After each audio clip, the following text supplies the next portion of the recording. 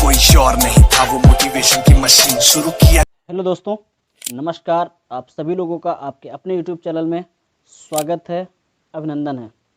साथियों, जैसा आप सभी लोग देख रहे हैं कि एक सीरीज हम चला रहे हैं। सीरीज का नाम है सफलता की 11 सी, सफलता के 11 मंत्र। साथियों, सफलता की 11 सी में 5 सी की आप लोग वीडियो देख चुके हैं। यदि उन 5 वीडियो की अभी तक सी आपने नहीं देखी है तो उनका लिंक आपको डिस्क्रिप्शन में मिल जाएगा।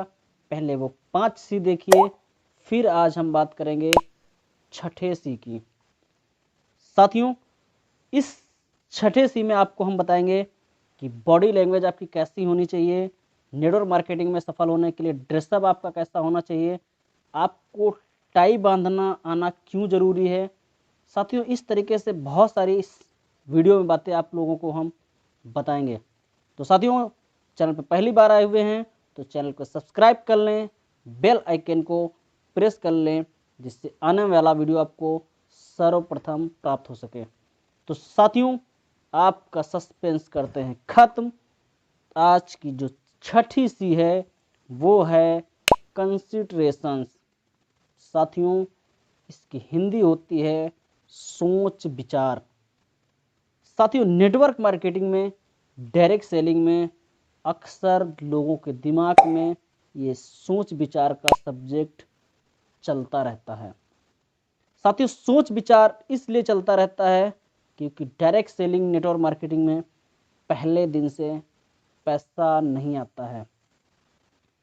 जैसे साथियों, हम एक चौराहे पे खड़े हों जिस पे कई रोडें जा रही हों और अलग अलग दिशाएं में वो रोडें जा रही हों, और उस चौराहे पे हम खड़े सोच रहे होते हैं कि हम किस रोड से जाएं, कौन सी रोड से जाएं जिससे हम सफलता की मंजिल तक पहुंच जाएं। साथियों, इस नेटवर्क मार्केटिंग डायरेक्ट सेलिंग में जो सेल्स का व्यवसाय है वो संबंधों पर आधारित होता है।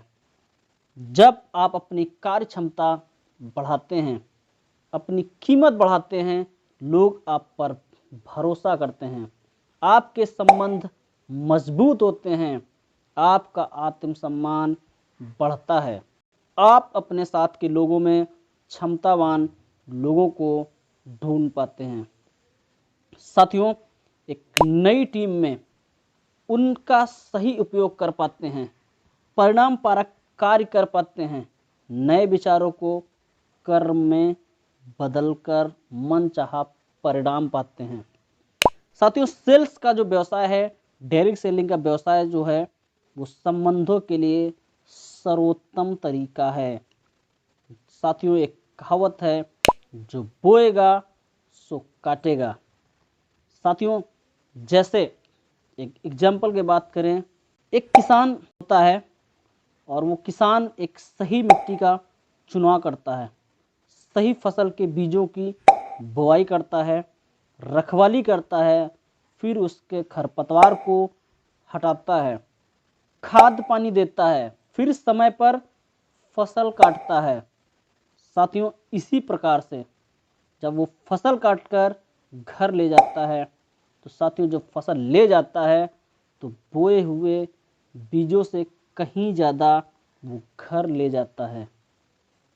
कहीं भी कोई गलती होने पर नुकसान भी हो सकता है किसान को।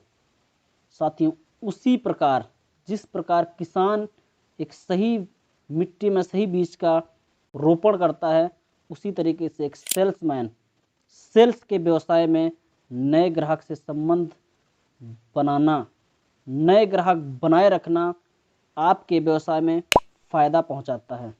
ऐसा नहीं होने पर आपका आत्मसम्मान आपकी निगाह में कम होता है, भरोसा टूटता है, आप घर बैठ जाते हैं, काम पर नहीं जाते हैं, जो है उतने में संतोष कर लेते हैं।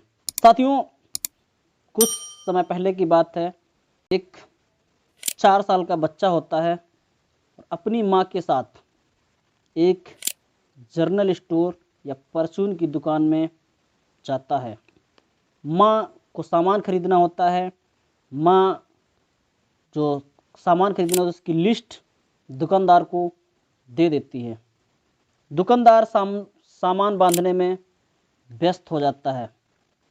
तभी उसकी नज़र उस बच्चे पर पड़ती है। उसने एक चॉकलेट का डिब्बा खोलकर बच्चे की ओर बढ़ा देता है और बच्चे से कहता है, बेटा जितनी चाहिए ले लो। बच्चा कुछ नहीं बोलता है, वो कहता नहीं चाहिए।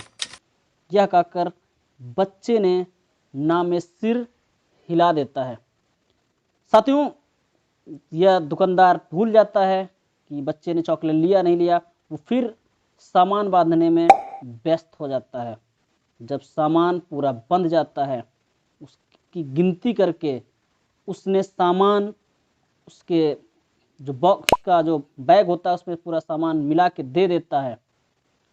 फिर वो बच्चे की तरफ देखता है, फिर बच्चे की तरफ एक चॉकलेट का डिब्बा बढ़ाता है और बच्चे की तरफ बढ़ाते हुए कहता है, बेटा ले लो, घर जाकर खा लेना।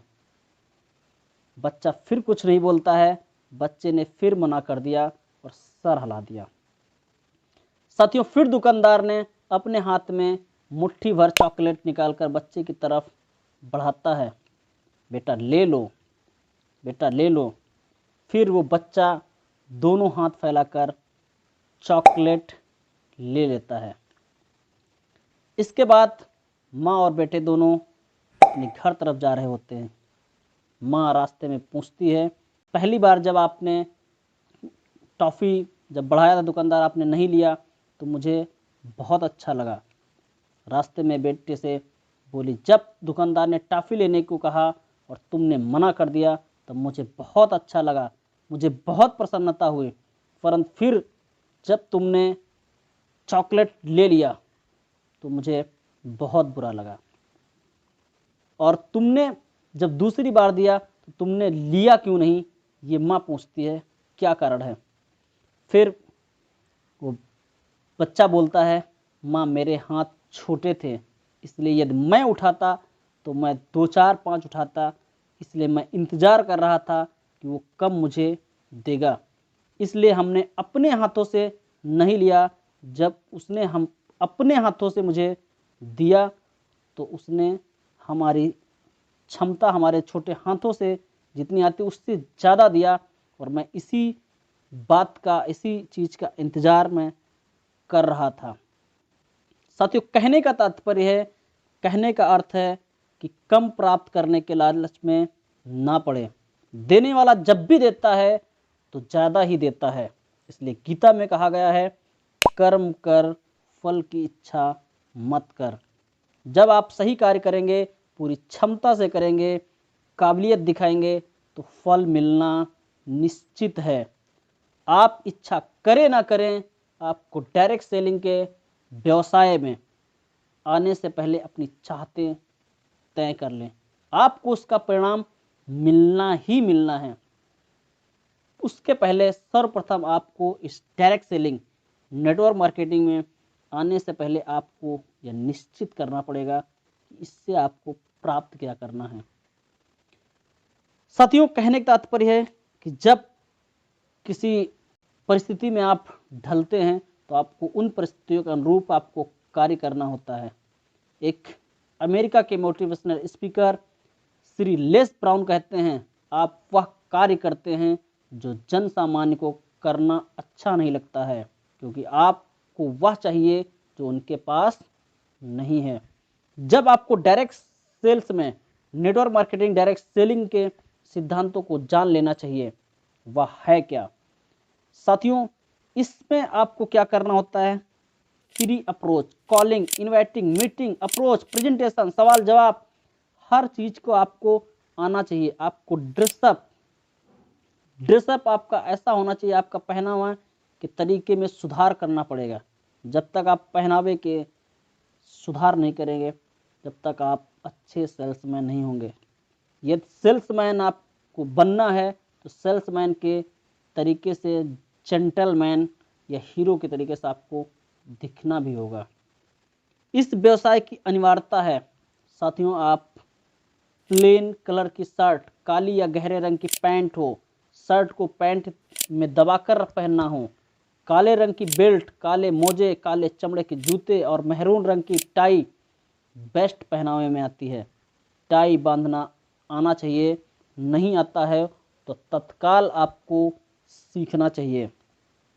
साथियों, आपको सेल्फ इंट्रोडक्शन या बातचीत की कला को आपको सीखना होगा। साथियों, बॉडी लैंग्वेज यदि आपको नहीं आ रहा तो आप घर में रहकर अभ्यास करें। इंट्रोडक्शन आपको 15 से 30 सेकंड का स्मार्ट होना चाहिए। अपना नाम, कंपनी का नाम, प्रोडक्ट का परिचय, एक डायरेक्ट सेलिंग की योजना आदि का संक्षिप्त परिचय पर्याप्त होता है। अपना स्टेटमेंट लिखकर उसे करेक्ट करके घर में ही 21 दिन तक अभ्यास आपको करना होगा। साथियों, कहते हैं अगर 21 दिन आपने उस आदत को अपना लिया तो आदत आपकी हमेशा के लिए वो पड़ जाएगी। दूसरी चीज़ अगर हम बात करेंगे साथियों, जब आप सेल्स करने जा रहे हैं तो उसको परिचय आप मुस्कुराहट के साथ दें। मुस्कुराहट के साथ करने का अभ्यास यदि आपको नहीं है तो उसका अभ्यास आपको करना होगा। साथियों, हाथ मिलाने के सही तरीकों को, ज्ञान को भी आपको हासिल करना होगा। इसके लिए बाजार में कई बुकें बॉडी लैंग्वेज पे आपको मिल जाएंगे। साथियों, आमने सामने की मुलाकात में आई कांटेक्ट का होना बहुत ज़रूरी है। ध्यान रहे, इसका मतलब घूरने से कतई नहीं है। प्री अप्रोच की घर में तैयारी के बाद कॉलिंग की तैयारी कर लेना चाहिए। साथियों, कॉलिंग करने से पहले आपने काम पर जाने वाली ड्रेस पहनना आपको आना चाहिए। या पक्का करें, मनमानी बिल्कुल ना करें। घरेलू ड्रेस पहनकर या कार्य नहीं करना है तो नहीं करना है। फ़ोन में आवश्यक बात नहीं करना है, सिर्फ और सिर्फ मीटिंग तय करना है। मिलने का समय पक्का करना है, 15 से 30 सेकंड में तैयार हो जाना है। साथियों, आपको उसको समय लेना है मीटिंग से पहले। साथियों, बहुत सारे क्लाइंट आपसे कहेंगे सर, बहाने बनाएंगे, मैं आज बिजी हूँ, मैं इंटरेस्टेड नहीं हूँ, मेरे पास पैसे नहीं हैं। इनके आपको जवाब आना चाहिए।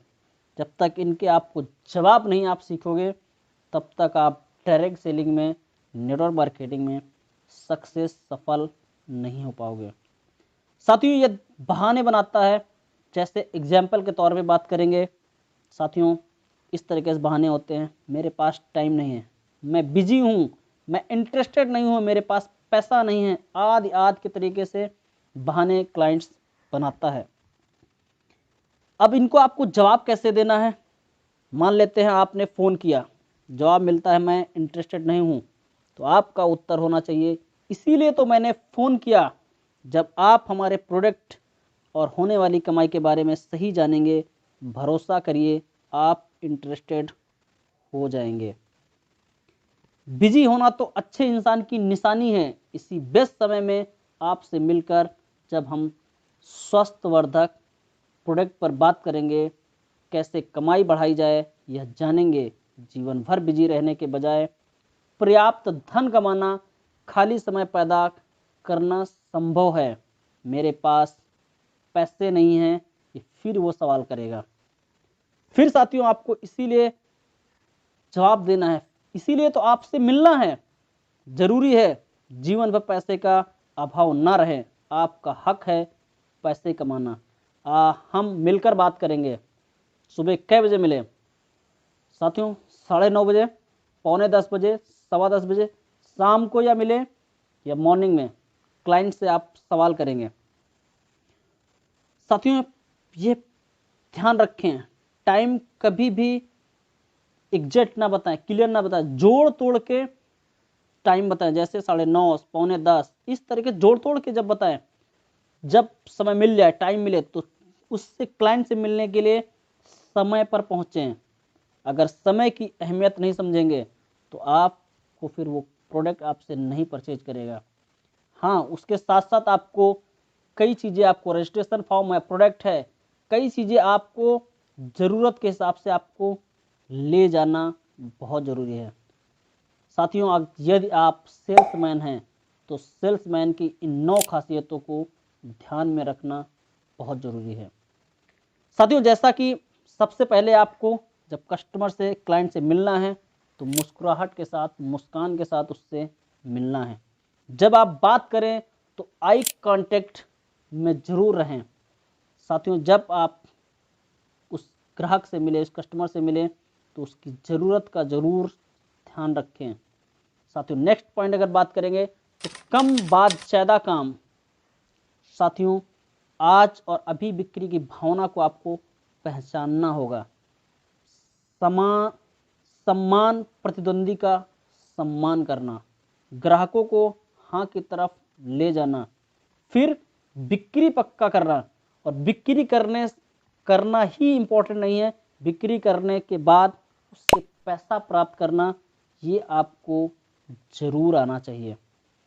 साथियों, जब आप समय से, गर्मजोशी से हाथ मिलाएंगे, उससे इस सम्मान के, आत्मसम्मान के रूप में उससे मिलेंगे तो आपसे ज़रूर प्रभावित होगा।